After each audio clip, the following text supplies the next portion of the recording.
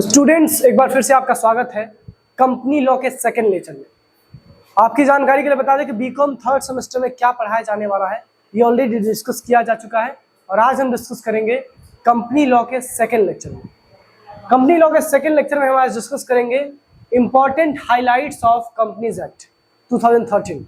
Already हमने 8 points discuss कर लिए थे।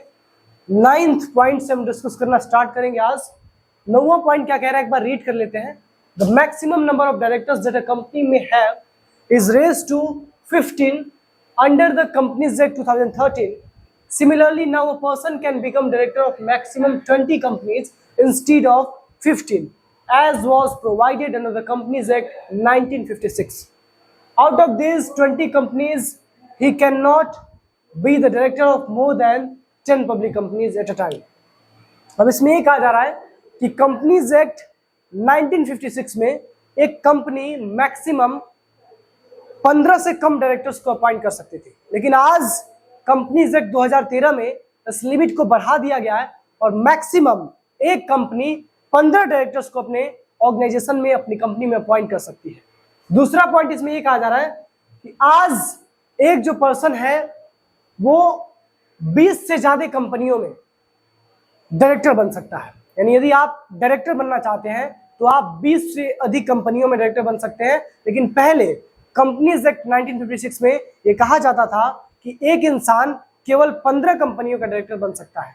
लेकिन कंपनीज एक्ट 2013 ये भी कहता है कि अगर आप 20 कंपनियों के डायरेक्टर बनेंगे तो उसमें से मैक्सिमम 10 कंपनियां ही पब्लिक कंपनियां होना चाहिए, बाकी जो 10 कंपनियां होंगी वो प्राइवेट कंपनी होंगी। मैक्सिमम 10 पब्लिक कंपनीज के आप डायरेक्टर बन सकते हैं अकॉर्डिंग टू कंपनीज एक्ट 2013। अगला पॉइंट है, the companies act 2013 makes it mandatory for a director who resign from his post to forward the copy of his resignation to the registrar of companies, that is ROC, within 30 days of such resignation. There was no such provision in the earlier act of 1956. यानी यहाँ पे ये कहा जा रहा है कि आज यदि आप किसी कंपनी के डायरेक्टर हैं और आप उस कंपनी के डायरेक्टर पद से रिजाइन करना चाहते हैं, उस कंपनी के डायरेक्टर पद छोड़ना चाहते हैं, तो रेजिग्नेशन देने के 30 दिन के अंदर आपको ROC को एक कॉपी फॉरवर्ड करनी पड़ेगी कि मैं इस कंपनी के डायरेक्टर पद से रिजाइन करना चाहता हूं। और ऐसा कोई भी प्रोविजन 1956 के कंपनीज एक्ट में नहीं था। ये प्रोविजन बिल्कुल नया है और वो कंपनीज एक्ट 2013 में लाया गया है। अगला पॉइंट देखते हैं, point number 11। The companies act of 2013 requires a company to hold at least 4 board meetings in every year and the gap between the 2 meetings should not exceed 120 days, यानी 4 months. It allows the director to participate in board's meeting through video conferencing or other audio visual mode as may be prescribed. Thus the requirement that a company should hold its meeting quarterly as existed in the preceding Companies Act 1956 has been changed and modified for the convenience of the companies. यानी आज सभी कंपनियों के लिए mandatory कर दिया गया है कि आपको एक साल में कम से कम 4 बोर्ड मीटिंग्स कराने हैं। कितने बोर्ड मीटिंग्स कराने हैं? एक साल में कम से कम 4 बोर्ड मीटिंग्स कराने हैं और हर 2 मीटिंग्स के बीच में मैक्सिमम जो गैप होगा वो 120 दिन से अधिक नहीं होना चाहिए। यानी यदि आप कोई भी कंपनी फ्रेम कर रहे हैं तो आपको कम से कम एक साल में 4 बोर्ड मीटिंग्स कराने पड़ेंगे। बोर्ड मीटिंग्स यानी ऐसे मीटिंग्स जिसमें बोर्ड ऑफ डायरेक्टर्स पार्टिसिपेट करते हैं। बोर्ड मीटिंग मतलब जनरल मीटिंग मत समझिएगा। जनरल मीटिंग जिसमें शेयर होल्डर्स पार्टिसिपेट करते हैं और बोर्ड मीटिंग जिसमें बोर्ड ऑफ डायरेक्टर्स और कंपनी के की मैनेजरियल पर्सनल, कंपनी के कंपनी सेक्रेटरी, चार्टर्ड अकाउंटेंट, ये लोग पार्टिसिपेट करते हैं, उसको हम कहते हैं बोर्ड मीटिंग। इसमें बोर्ड ऑफ डायरेक्टर्स भी होते हैं और उसके अलावा वो लोग भी होते हैं, लेकिन मेन जो मीटिंग होती है बोर्ड ऑफ डायरेक्टर्स की होती है, बोर्ड मीटिंग। तो ये कहा जाता है कंपनीज एक्ट 2013 में कि यदि आप किसी कंपनी को फ्रेम कर रहे हैं, यदि आपकी कोई कंपनी है तो आपको कम से कम 4 बोर्ड मीटिंग्स एक साल में करने हैं और 2 बोर्ड मीटिंग्स के बीच में जो गैप होनी चाहिए वो मैक्सिमम 120 दिन हो सकती है। 120 दिन से कम गैप नहीं होनी चाहिए, 120 दिन से ज्यादा भी गैप नहीं होनी चाहिए। अगला है पॉइंट नंबर 12।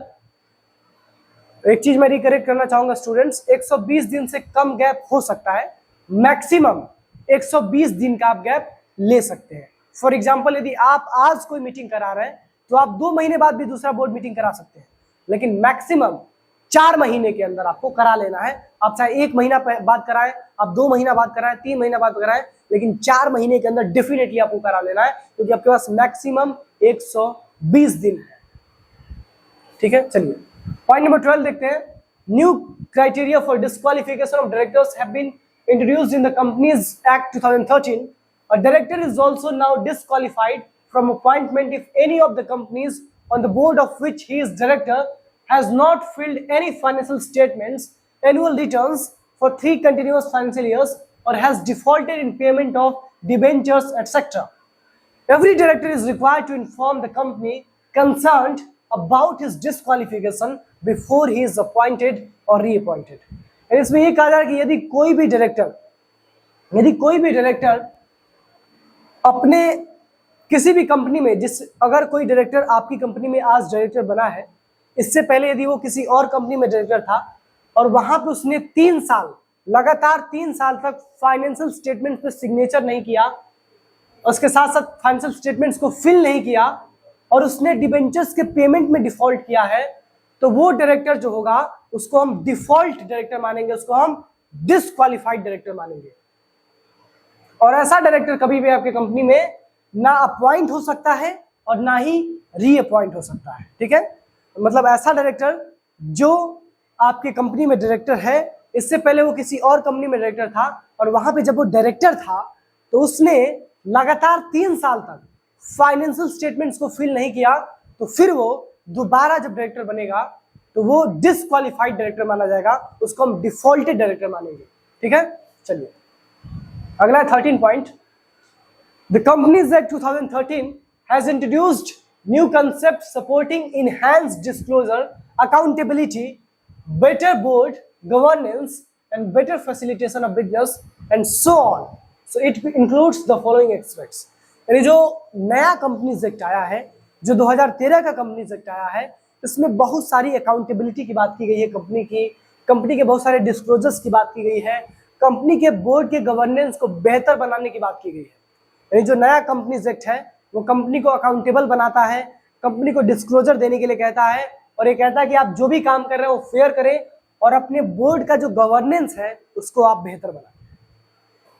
इसके अलावा जो नया कंपनीज एक्ट है उसमें बहुत सारी चीजें इंट्रोड्यूस की गई है। फॉर एग्जांपल एसोसिएट कंपनी क्या होती है, 1 पर्सन कंपनी का कंसेप्ट, स्मॉल कंपनी का कंसेप्ट, डोमेंट कंपनी का कंसेप्ट, इंडिपेंडेंट कंपनी का कंसेप्ट, वुमेन डायरेक्टर का कंसेप्ट, रेसिडेंट डायरेक्टर का कंसेप्ट, स्पेशल कोड का कंसेप्ट, सेक्रेटरियल स्टैंडर्ड्स का कंसेप्ट, सेक्रेटरियल ऑडिट का कंसेप्ट जो सीएस करता है, रजिस्टर्ड वैल्यूअर का कंसेप्ट, इसके अलावा रोटेशन ऑफ ऑडिटर्स का कंसेप्ट, विजिल मैकेनिज्म का कंसेप्ट, कॉर्पोरेट सोशल रिस्पॉन्सिबिलिटी यानी सीएसआर का concept, prohibition of insider trading का कंसेप्ट, क्रॉस बॉर्डर मर्जर्स का कंसेप्ट, ग्लोबल डिपोजिटरीज का कंसेप्ट, और इसके अलावा नेशनल फाइनेंशियल रिपोर्टिंग अथॉरिटीज को शॉर्ट में NFRA कहते हैं। ये सारे के सारे जो कंसेप्ट हैं वो नए कंपनीज एक्ट में लाए गए हैं। ये कंसेप्ट पुराने कंपनीज एक्ट में नहीं हुआ करते थे, क्योंकि नया कंपनीज एक्ट हमारी कंपनी को ज्यादा अकाउंटेबल बनाता है, डिस्क्लोजर्स ज्यादा करने के लिए कहता है, और कॉर्पोरेट गवर्नेंस को भी बहुत इनहेंस करता है।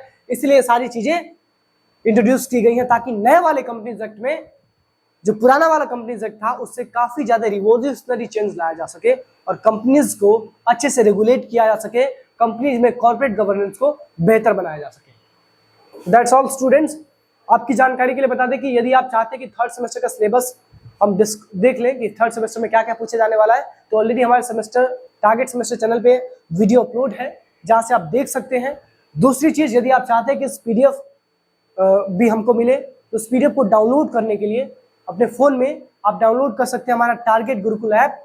बिल्कुल शानदार ऐप आप सभी के लिए आज हमारा टारगेट गुरुकुल लेके आया है। जाइए प्ले स्टोर से टारगेट गुरुकुल को डाउनलोड करिए और इस PDF को भी डाउनलोड करिए और बनाइए अपने सेमेस्टर की जर्नी को बेहतर। और बहुत जल्द आपके लिए सारथी भी लॉन्च किया जाने वाला है, तो बिल्कुल दिल थाम के बैठिए दोस्तों, सारथी भी आपके साथ आपके बीच में बहुत जल्द होगा। बस थोड़ा सा पेशेंस रखने की आवश्यकता है। बाकी मिलते हैं नेक्स्ट लेक्चर में।